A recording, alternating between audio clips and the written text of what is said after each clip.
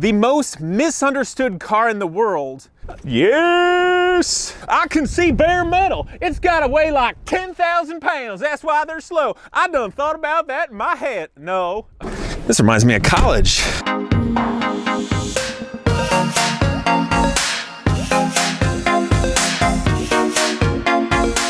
What's up, people? Welcome to Casey's 80s Garage. We are outside and not gonna look at the 944 because come here. Yes, DeLorean DMC-12, the most misunderstood car in the world, and the single thing that as a child taught me how the media can totally skew the population's belief into believing fake things. Yeah, the truth about the DeLorean, it's actually a really good car. But the baby boomer generation in America, I'm not knocking them because that was the generation that was adults when these were out, got led to believe they're total garbage. And practically everything people knows about these is just untrue. So let's look over it. This belongs to a buddy of mine, Shannon Yoakum. He's actually got like 230,000 miles on this car in the original engine. I think that's a great testament to how awesome this is. He enjoys driving it everywhere, had it for a long time, and I get to drive it too. So I'm just gonna go through some things on the DeLorean. First of all, you'll see some of them, the noses sit kind of high. It was thought that there was a DOT bumper height regulation change and they changed the springs. There's also an argument because the chassis was designed by Lotus and it has a very similar chassis to what was in the Lotus Esprits. That there was a change done to it because allegedly it wasn't supposed to handle as good as a Lotus.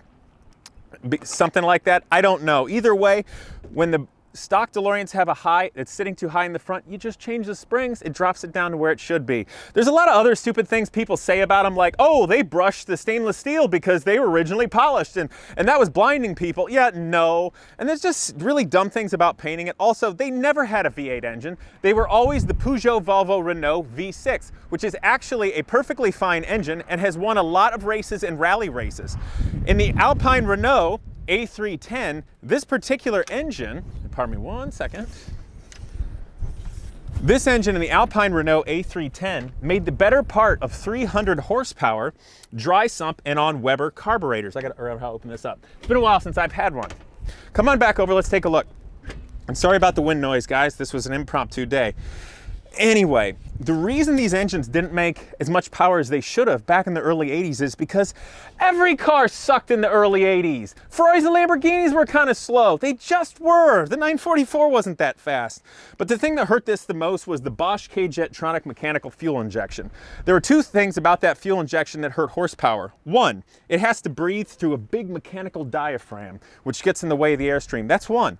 The other thing is it's highly susceptible to vacuum changes, and it needs to have a very solid vacuum. So if you want to run higher compression and camshafts with higher overlap for higher RPMs, it's not going to be happy for the Bosch K-Jetronic. So that's the reason why the horsepower isn't very much with cars of this injection system from the late 70s and through the 80s. The other thing, and this is very sad, DeLoreans had a really crappy exhaust system from the factory. The factory manifolds and the single catalytic converter looks like something that came off a pre-war car. So long story short, when you have one today, you put on some beautiful stainless steel headers, and whether it's a catalytic or a non-catalyst car, that helps a lot. You can pep up the camshafts, and if you really feel like it, you could always put on EFI with a standalone, and that wakes it back up just fine with the original engine. Of course, some people do engine swaps, and that works as well. They made them in 5-speed manual as well as automatic. I prefer the manual. Of course, it's a rear engine car, just like the Porsche 911, although this is a V configuration, liquid cooled, obviously not air cooled like the 911. So obviously it has weight biased toward the rear, but the car handles well. It drives nicely. There's no wacky handling characteristics any off than a Porsche 911 anyway. So basically what a DeLorean is you've got a Lotus design suspension and backbone chassis with a glass reinforced plastic shell with stainless steel body panels over top of that. The other thing about a DeLorean is they're actually not heavy. People look and goes, I can see bare metal. It's gotta weigh like 10,000 pounds. That's why they're slow. I done thought about that in my head. No, this car weighs less than 3,000 pounds, something like 2,800 pounds, which is fantastic.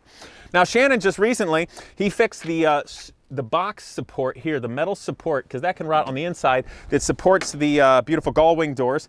The gull wing doors have a pneumatic lift here, which you got to replace after a while. But this is something fascinating. This rod here, if I'm not mistaken, was designed by Grumman Aircraft, and it's a cryogenically treated torsion rod. So this actually does most of the lifting of the door, and the pneumatic shock just does a little bit more and dampens it. So interesting thought there. The trunk, now Shannon's is one that does not have the gas door in the trunk. So to fill the fuel tank, you open up your trunk, you pop that open, and you go ahead and put that in. The earlier cars had a gas door you could open up. And yeah, sure, if you're an idiot, you could spill fuel into your trunk. But me and Shannon are not idiots, so we don't do that. So anyway, okay, don't screw up your buddy's car. There we go. Camera guy, you wanna get in? Yes. Come on around. All right. Yes! Hop in, dude.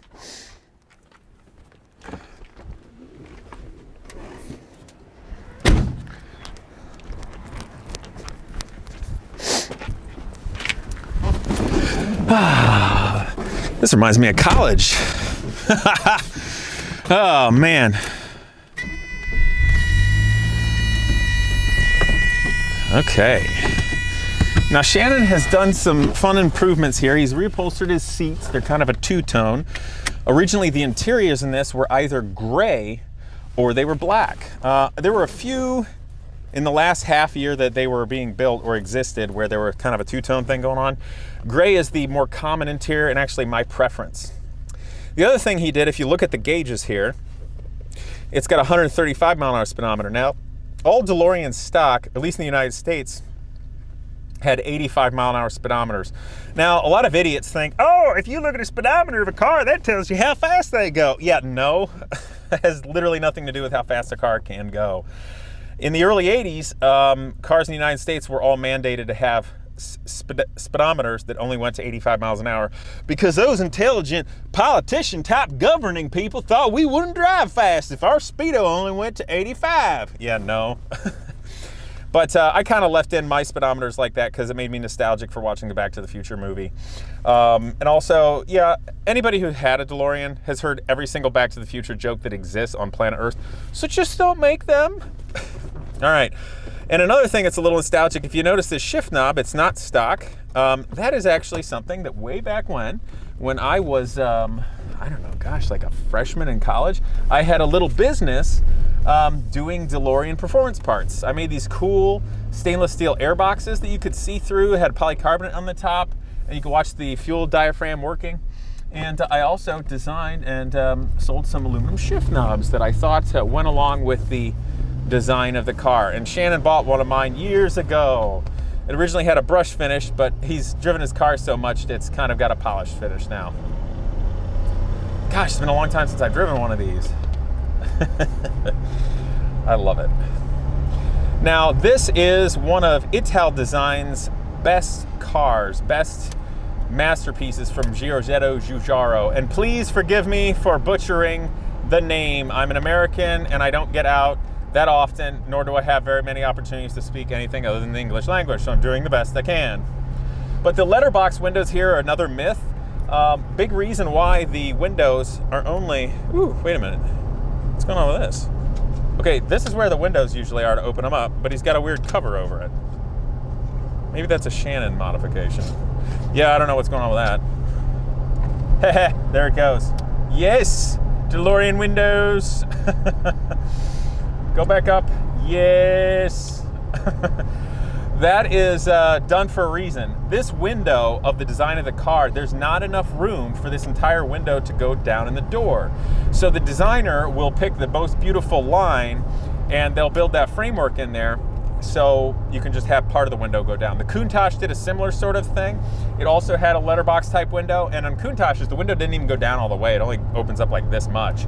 There was also there's a Subaru done by Ital Design, the same, and they also had a letterbox window. So it's just one of the cool little things about a DeLorean. You know, if you open it up, you get air movement. You can stick your hand out. You can, you know, get fast food, albeit badly. Or if you really need fast food, you just open up your door. Yes. And if people are road raging and you need to flip somebody the bird, Look at those people. I'll wave at them. They'll think I'm nuts. So if you need to flip somebody the bird in a DeLorean, you just whip that door open and you do it theatrically. All right, here we go. Man, actually, hold on. Yeah, Shannon's got 227,000 miles on this and is running beautifully. No smoke, great oil pressure, it's smooth, it's nice. Obviously, he's maintained it. You can get about any part you need for this thing, with the exception of, I believe, left front fenders, because the British government was so ticked off after everything happened back in the day. I heard that the dies got pushed into the sea. I don't know if that's true. I hope I'm not spreading more DeLorean misinformation. But I really have just such a soft spot in my heart for these cars. I think they're great. I think they're fun and comfortable. You can daily drive them. I actually daily drove one in college for 2.5 years. Rain, snow, sleet, all 4 seasons in Ohio. I had no problems. I just put on my normal tires and didn't drive like an idiot, and the car was great. The only time it ever left me down was when I tightened the fuel line badly. But that was more my fault than the car's. So it's so much fun, and the community of DeLorean people out there in the world are great, whether you're in the United States or Europe or the UK, and it's just really good camaraderie. These cars also, it was kind of nice because, you know, they raised in value a little bit, but they never exploded because they were sort of on the outskirts of the price inflating snob Concours world, because the boomers back then, the media slandered the cars so badly that they got this weird sort of foul taste in their mouth. And when I was a kid, my parents always talked crap about DeLoreans. And my dad was a car guy. He had British cars and he had some American cars. He talked crap about DeLoreans. And as a kid, I realized, yeah, I don't think everything that you think is true. Turned out it wasn't. So it was many, many decades before these cars got the appreciation that they really deserved. But myself and so many other fans out there, we love the car, we love the design, we love the pop culture and what it was, and we looked past what the media did to them. So I wanted to bring this to you all. I hope that this inspires some young people to get interested in DeLoreans. I think it's a great community. I love these cars. They're just great. It's so much fun. And maybe I'll have to get another one someday. But I hope this is a good day at Casey's 80s Garage. I got to get this thing back to Shannon. I got to get back to work. I got a Lycan video coming out here soon. I'm afraid it's going to be late. But Shannon came rocking by in the DeLorean today, and I wanted you guys to get to enjoy this. So get out there, check them out. Go find out when there's going to be a DeLorean get-together. The people are all really nice, and I think you might just fall in love too. See you guys next time. I hope you enjoyed today's video, and naturally that you will subscribe, but please click that bell so I can continue to bring you wholesome and entertaining automotive content. Also, a huge thanks to Avalon King ceramic coating. They're supporting this channel and making this all possible. But more importantly, I'm looking forward to using it on all of my vehicles, including my old dirt bike. Ceramic coating bonds directly to the surface of your paint, trim, and plastics to give a long-lasting shine that beats all waxes. It lasts for years and it's easy to maintain. I've got it on my Viper right now, and my car has never looked this good. So give them a try. Again, thanks for watching, and I look forward to see you next time.